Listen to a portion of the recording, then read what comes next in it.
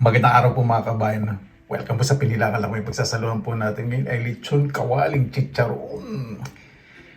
Meron din po tayong pritong alumahan, burong mustasa, at pad thai.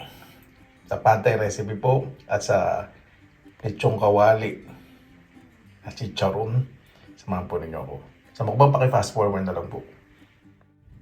Yan, nakabili po ako ng malaki pong taba sa kami balat. Naku, chicharong kawali po ang gagawin ko po. Aasinan lang po ninyo tapos rest nyo lang po ng 10 minutes. After 10 minutes, ayan, ilagay po muna natin ang kalan. Non-stick po ang gagamitin ko para hindi dumikit. Medium high heat. Hintayin nyo lang po munang maprito yung ilalim. Tapos balik-balik rin po ninyo. Tapos mamaya, hihinaan po natin ang apoy. Ayan po mga kababayan. Nung naprito na po yung kalahati, medium low heat na po yung apoy. Basta takpan po ninyo tapos may konting bukas pong ganyan para mag-evaporate po yung liquid. Dahan-dahan lang po maluluto po yan. At ganyan po magiging kulay. Wala po tayong nilagay na kahit anong, di ba? Parang nag-lechon na. Kapaganda po ng resulta, di ba? Oops. Tapango naman po. Ayan po, di ba? Napakaganda po ni tsura ang ating chicharon lechon kawali. Napakaganda, parang lechon na lechon po, ano? Para hindi po matalsik sa lagi ko po pinapakita pag magpiprito po ng isda. Pagulungin po ninyo yung isda sa harina. Ito pong harina may asin, paminta sa konting betchin. Depende sa inyo kung anong pampalasa. Huwag nyo pong pagsasabay-sabay po yung isda kasi pag dikit na dikit po yung harina at nababad. Naku, matigas po yung harina noon. Kailangan tak-tak-tak-tak po ninyo bago nyo prito. Ayan. Ayan po, diba mga kababayan, napakaganda po ng resulta. Kung ganito po isa-serve po ninyo sa mga karinderya po ninyo, sa restaurant, ganyan yung tsura, diba? Yung hiwa niya, yung gitla, apula, looking crispy, crispy outside, soft inside. Perfect! Sunod na po natin ang pad thai. Ayan, sa ating pong pad thai, kailangan po yung kawali. Talaga pong nasa high heat. Yung pinakamainit po. Huwag naman po yung parang nagbabaga. Hindi naman po ganun. Hindi naman kayo gagawa ng uling. Lagay po tayo ng konting mantika. Lalagay din po ako ng achuete oil kasi gusto ko pong makulay yung pad thai. Ito po isa sa pinakapaborito ko pong pansit na niluluto po ng mga Thai na kaibigan ko po. Mga 2 kutsara ng achuete oil. Sa mukbang po paki-fast forward na lang po para hindi kayo mabuisit sa aking well-modulated na pang DJ na voice. Initin po natin mabuti yung mantika.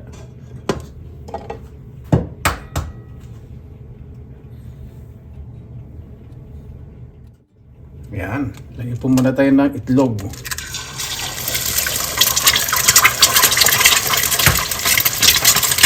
Apat na itlog lalagay ko. Kasi marami pong lulutuin.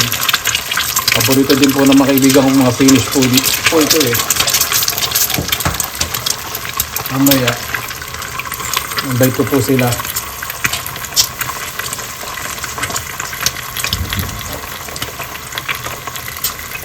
Dudurugin lang po natin yan. Hanggang sa mabuo.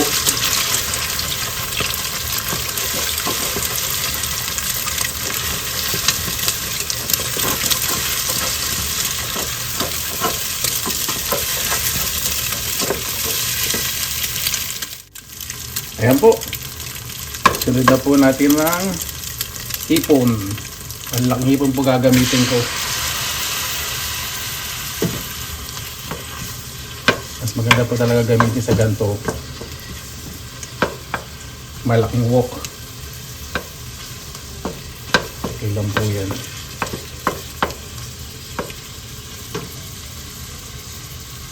Okay po tayo ng carrots at sibuyas. Ito naman po, walang streak o wala talagang ano ba streak sa Tagalog. Dapat sundan pagluluto. Kasi nyo, mag-stop po kayo ng bawang at sibuyas.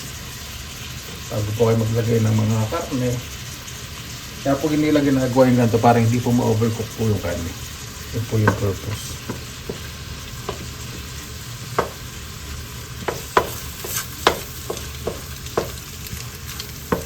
Yan, medyo nagre-reddish na po yung hipon. Set aside na po natin. Lagay po tayo ng manok. Alam po natin. Yan. Lagay na po natin. Mabuti. Para mas mag-release yung liquid. Hindi mag-stay. Mabilis mag-evaporate. Mas maganda po talaga gamitin sa pag-one pad thai wok. Ito po kasi siyempre kung perfection po yung ating lutuan at hindi natin masyadong mamamaximize yung init, kaya maghihintay tayo. Ayan. Okay na po. Lalagay po ko ng purple cabbage. Ang pad thai po talaga, meron tokwa. Eh wala po tayong nabili ngayon. Naubusan tayo ni stock. Napakamahal na rin po ng mga bilihin ngayon. Biglang nagtaas yung iba pong bilihin. Kaya diskarte po. Pag po kayo mag-aksaya ng pagkain. Hindi ko po masyadong overcook po itong repolyo. Medyo lalanta lang kasi magkukulay ubi halaya po yung lagyan na po natin itong rice noodle. Pagkalagay po natin ng rice noodles, lalagay na po. May nabibili po ditong ready na pad thai sauce. Nilagyan ko po itong garlic powder saka ng chili powder. Lagay po natin. Maintain nyo po sa high heat. Yan pong kalan. Halingin na pong mabuti. Yan po. Maglalagay po ako ng chives o yung pinong murang sibuyas para may contrast. Actually itong mga fresh ingredients katulad ng chives, tapos yung kulantro o coriander sa huli na po nilalagay sa roasted nuts. Depende po sa inyo kung gusto nyo magdagdag ng chili powder. Sila po kasi pag kumakain, yung mga Thailander, may ekstrang asukal. Yun lang po natin para maganda po yung kulay. Ayan po mga kababayan, luto na po.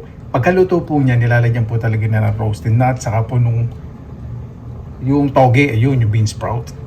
Yeah. Depende naman po anong gulay po ilalagay. Wala naman pong restrictions sa pad thai. Kaya na po tayo. Mabuhay yan! Maraming salamat na po sa Panginoon. Nakisama-sama na lang po tayo na way safe po ang lahat. Bago ba tayo salamatan po muna natin ang Panginoon. Panginoon, maraming salamat na po sa biyaya minigay po sa amin sa araw na to. Naway bawat isa po may napapagsaluha sa pagkainan at ligtas. At gaway po yung malalayo po sa kanilang mga mahal sa buhay. Ilan po namin kaligtasan. Kayo po bahala po sa amin. Sinusuko na po namin sa inyo lahat sa kanan ni Jesus. Napisa na po natin. Namiss ko po ito. Ito po isa sa paborito kong pansit ng mga Thailander, pad thai. Maganda po nilalagyan ng binusang mani, coriander saka chili flakes. Tapos may togi rin kung gusto nyo.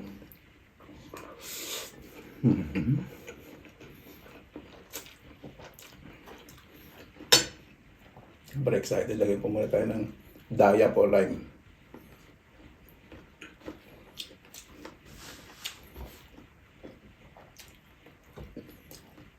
Yung sa atin, sikat kalamansi. Sa Thailand, sikat dayap, lime.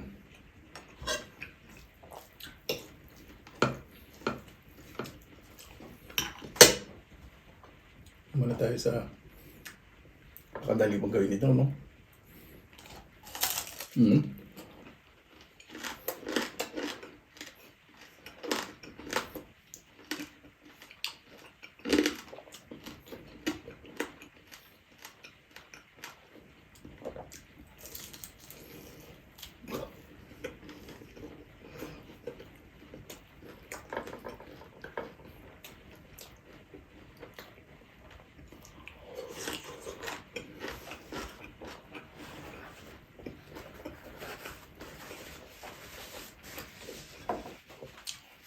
Sobrang lutong outside tapos napakalambot sa loob.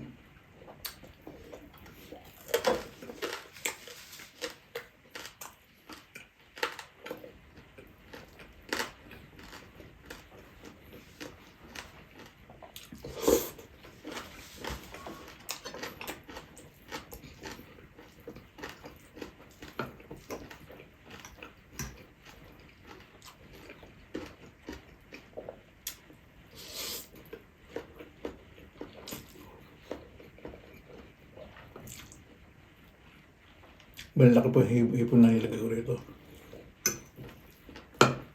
Hop.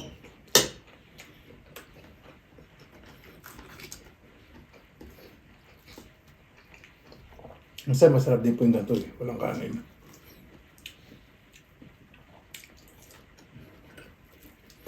Kahit may crispiness sa outside. Hindi naman siya masyadong crispy, pero may crispiness.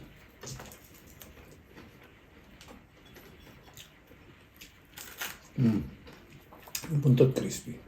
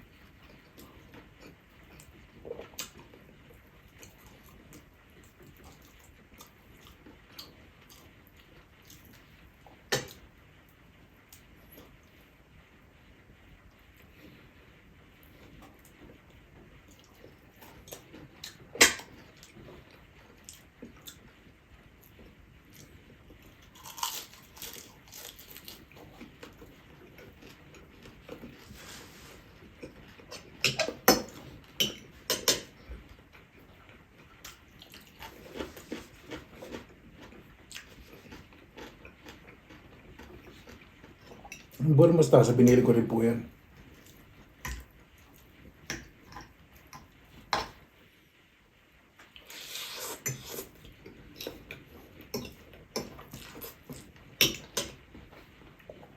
Sarap.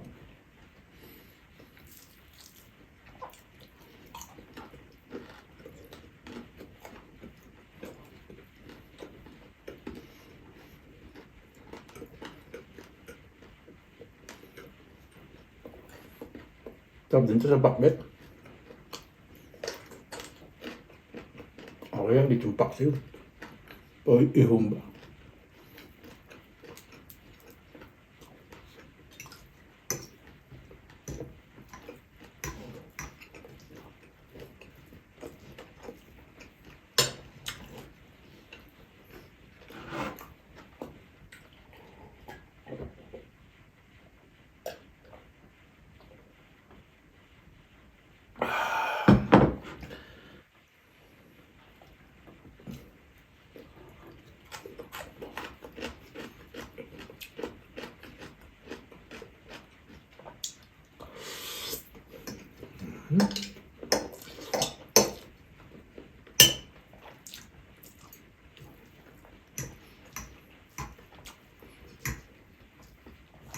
Medyo naparami yung lagi kong chili powder.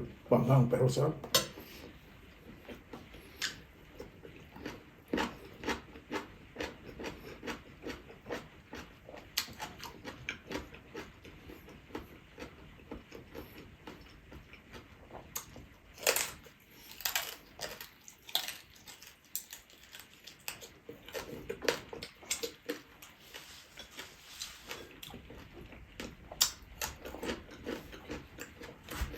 May buro, nakawala pa yung umay, yung taba.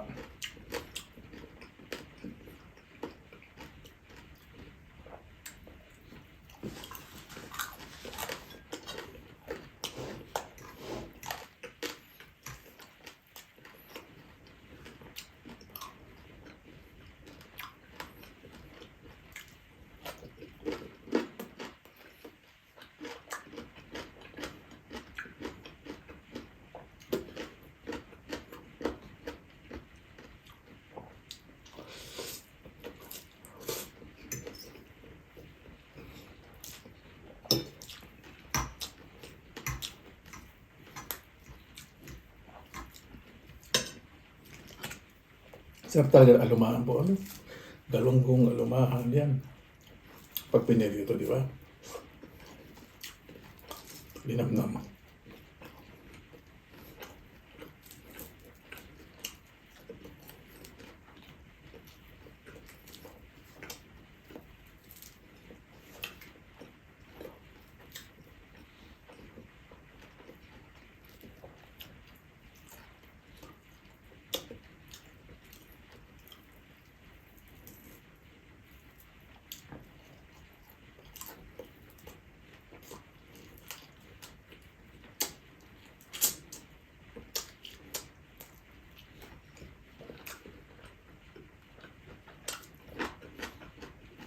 Sa itong buro ni malutong.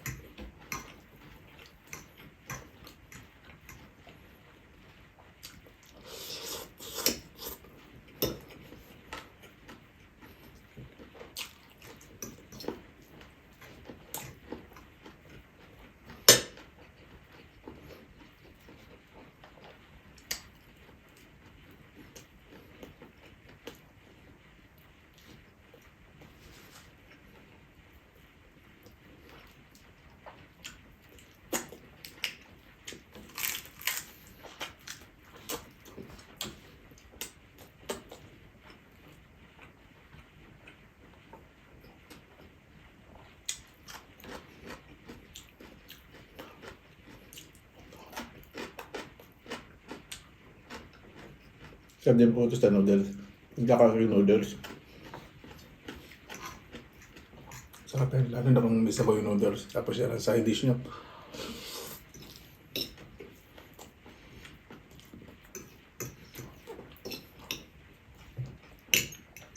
Parang ganito na kaya nakapangyarihan ko. Dapat sa Brazil, pero napakasarap. Namumula na ako. Nararamdaman ko na yung sili sa pouted lips ko.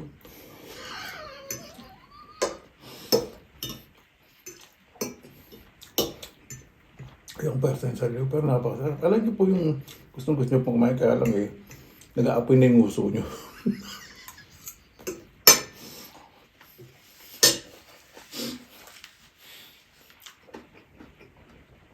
Ayak ba daw sa anghang.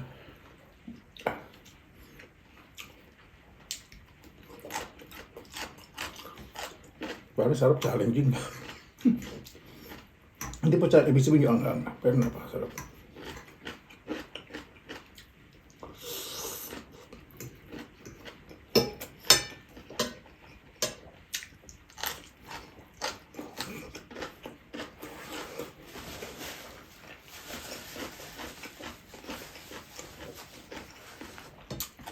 Pagkakaroon ito sa container. Makain mamaya.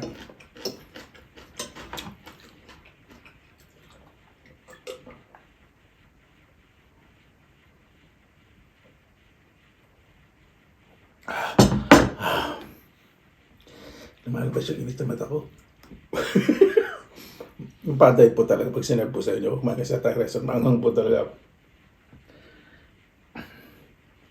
Ano po, bakit tayo mas pasalamatan po muna natin ng Panginoon? Panginoon, maraming salamat na po sa biyaya. Minigay po sa amin sa araw po ito na ba yung bawat isa po. Mas meron po respeto, lalo na po sa panahon po ngayon. Huwag pong maging sakim sa kapangyarihan. Na po yung mas pairalin po ang karapatan po ng bawat isa. Kayo na po bahala po sa amin. Sinusuko na po namin sa inyo lahat sa kanila ng Jesus. Amen. Paano po? Maraming salamat na naman po sa inyong oras na ilan sa pinilangan lakbay. Basta lagi pa tayong positive vibes, good vibes. God bless, ingat po lagi, magandang araw. Laban lang.